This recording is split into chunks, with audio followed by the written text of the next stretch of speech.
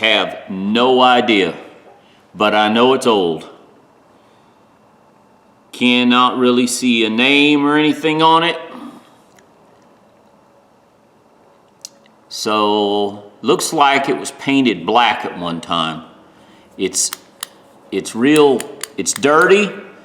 So I'm gonna set it in that vapor rust overnight, and then I'm gonna come back with. I think at one time it had some plating. I'm not sure what I'm gonna do with this. I might just do a little polishing, a little paint. See how many teeth this has, just out of curiosity.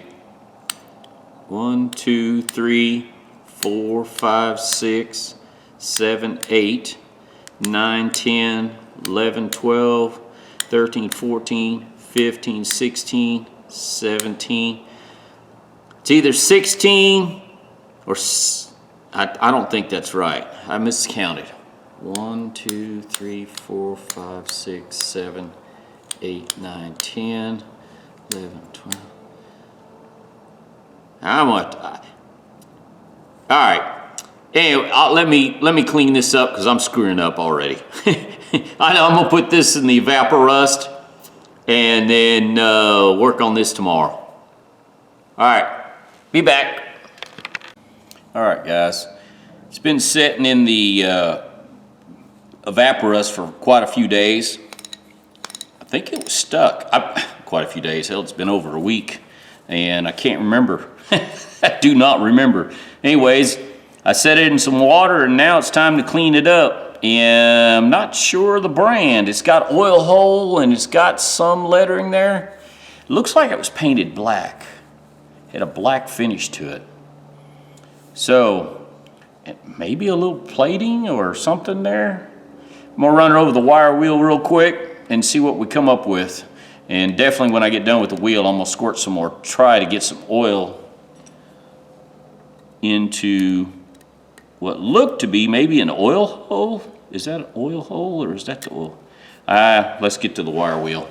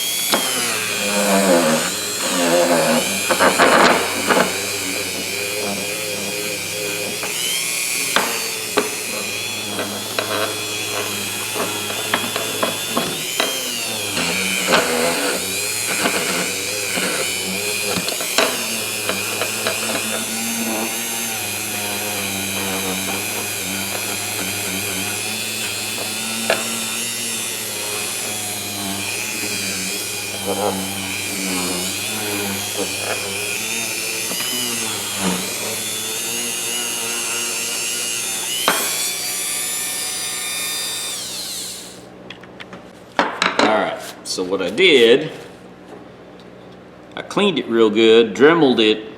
What was left, I poked. I got the pick in there. It was caked on with dirt right there in that oil hole. Now this area in here is full of water, I'm sure. So I'm going to use carb cleaner. Look at that, force all the stuff out as much as I can. Then we'll use WD-40 because that's the way I do things. Nothing fancy. I like carb cleaner. For those of you who've ever used it, it breaks down everything and it dries so well. It dries, it evaporates. Kind of like denatured alcohol does the same thing.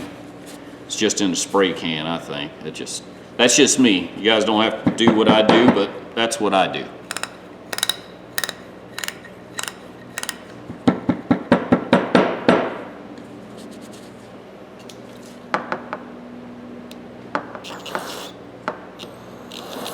There's still dirt coming out.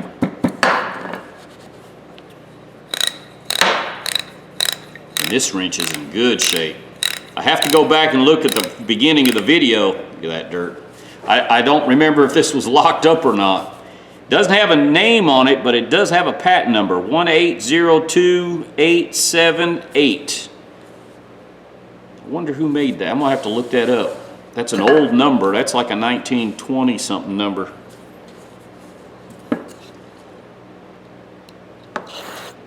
Yeah, look at that stuff come out. Look at that. Look at that. Oh yeah.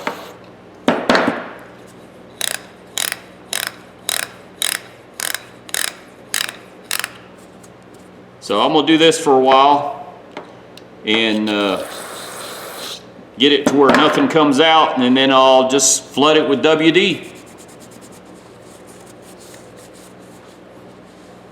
All right, I'll be back in a little bit. All right, guys, it's oiled or WD'd. I put WD. It's still oozing out some WD, but I don't care. I'm gonna polish this. I'm gonna see what kind of polish I can get. And I might paint the inside here, but it'll still, it's 16 teeth, 16 gear. You imagine the torque you can use with this thing? Yeah, some of you guys, I mean, most of you probably have never seen, well, I've used one in the past when I was a kid. My dad had some of these. And you stick the anvil in one side, I'll show at the end. But anyways, or flip it over. These have some torque. Yeah, you can't get, you know, it's not like a 1/8 of an inch or 1/16 of an inch turn, but this thing has got some torque on it. You can put some pressure with these. Anyways, let's go over to the, you know what, I might do the fiber wheel. I need to use up that fiber wheel. Let's do the outside with the fiber wheel, and then we'll go to the polishing wheel.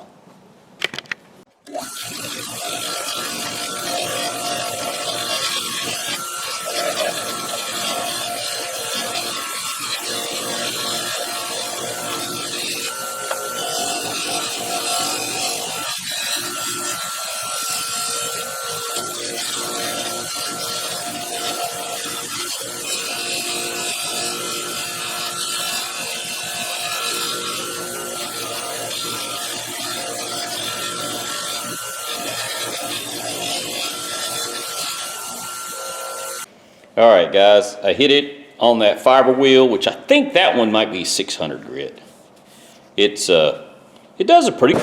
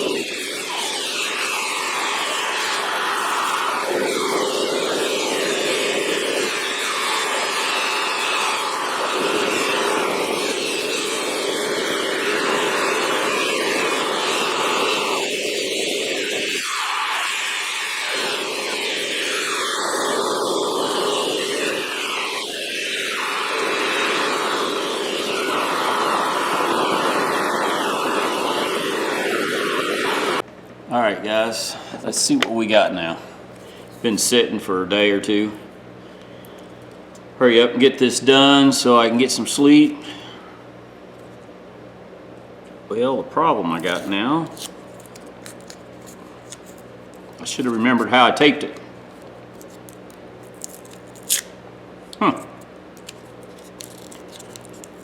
Well,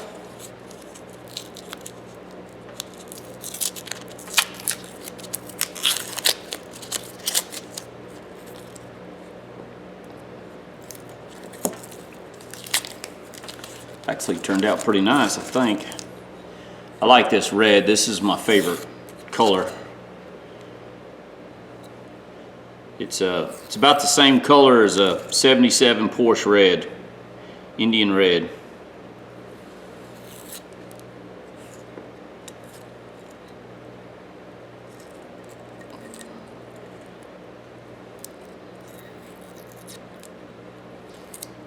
Everybody has their own color they like. My favorite color on a car, if I have to take care of it, it's white. It's just hard to take care of a black vehicle or a dark gray, something like that. If you guys ever have to paint black, you'll regret it. Black paint is probably the hardest paint to shoot on a car. And I'm not skilled enough. I've painted one black car and that was a mistake. Oh yeah, got a little off on the paint, but I'm not worried about that. It's gonna be a good looking little wrench. Not bad. I mean, for something that was the date code on it for, it's Indestro. I looked up the, putting a coat of wax on the, I'm not putting wax on the paint because the paint needs to cure for, it needs to cure for 90 days or so before you put wax on it. At least 60 days. Paint has to dry. It dries by releasing the chemical components in the paint itself. It breathes out.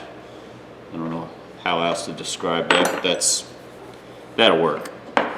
You gotta let paint dry quite a while before you put any wax on it. I have two of these now. I did not know I had two. I was digging through my pile of tools that I've collected this year, and this was in it. So this is Indestro, 1932 patent. All right, ladies and gentlemen. There you go. Indestro. It's got the oil hole. Oil hole works. There's no name marking on it, which I thought was unique, except for the patent number. Which this brand is in.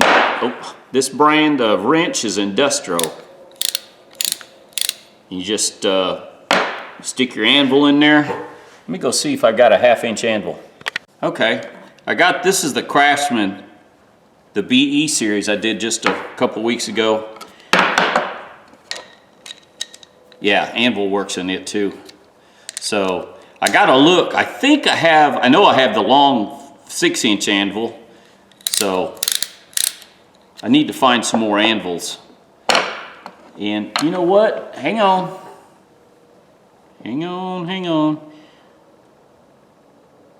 Okay, I got another one. This is an Indestro. This is another old one. Oh, this is going to be a good cleanup. I knew I had another one somewhere. Okay, never mind. Sorry. I got sidetracked. But this is the one I just did. Polished it. I bet I should have probably put this on the belt sander and then went back and brought it brand new. The problem I have is like this part right here. I guess maybe I could have done that with the Dremel. But here's the thing. You can do too much work to bring one of these back to, this is probably better than it was new. And I don't want a piece of art. I want a tool that works. And I will use these. Some of you guys probably won't believe it, but I'll use this tool. I use all my ratchets. Even though I've got probably too many now, I grab whatever I want out of my toolbox, and whatever I'm working on, I'll set each ratchet out and I'll put a socket on each ratchet, whatever sizes I need, and that way I don't have to change sockets out. It's just, and you got to remember, I paid less than $5 for this. More than likely somewhere around $2. I do not pay more than $10 for a ratchet. And the only one I've paid this year more than $10 for a ratchet, and it was a Snap-on. I paid $25 for it. I did buy a what's that? Cornwell for $20. I'll never buy another Cornwell ratchet. They're worthless to me. You can't get parts. Nobody wants to sell you parts. So I will never buy another Cornwell part again, or tool. Not ratchet wise anyways. But these old wrenches like this, guys, are still usable. You know, a lot of people see these, they'll see that, and they'll think, well, what is that for? They don't know. The whole generation is gone and don't know how to use these. The only reason I remember this is because I remember my dad having one. And it's usable. There's nothing wrong with this wrench. So if you see it out there at a garage sale or flea market, pick it up. Especially if you can find one with an anvil. That being said, these are hard to find anvils for because most people see these things and have no idea what they're for. So if you get a chance, pick it up. It's like this said, this is 1932 patent. They made them for about 8 more years. So, you know, you're looking at something here could be 90 years old, close to it.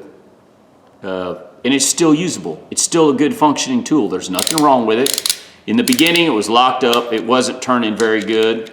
And now, it works just fine.